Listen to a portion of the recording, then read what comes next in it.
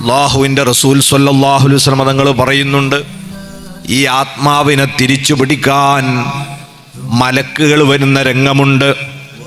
ഒരു മുഅ്മിനായ മനുഷ്യനാണോ മരണത്തിൻ്റെ സമയം അടുക്കുന്നതെങ്കിൽ അവിടെ അതാ ആദ്യം തന്നെ റഹ്മത്തിൻ്റെ മാലാഖമാരുടെ ഒരു വലയം സൃഷ്ടിക്കപ്പെടും.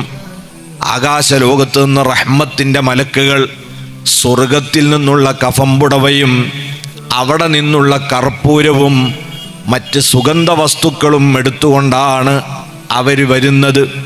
എന്നിട്ടതാ മരണാസന്നനായ മനുഷ്യൻ്റെ ചുറ്റും നിന്ന് ആകാശം മുട്ടെ കണ്ണെത്താ ദൂരം വരെ മാലാഖമാരുടെ ഒരു വലിയ വലയമുണ്ടാകും. അതിനുശേഷം മലക്ക് ഇസ്രായീൽ അലൈഹിസ്സലാത്തു വസ്സലാം വരും. പരിശുദ്ധ ഖുർആനിൽ അല്ലാഹു സൂചിപ്പിച്ചിട്ടുണ്ട്,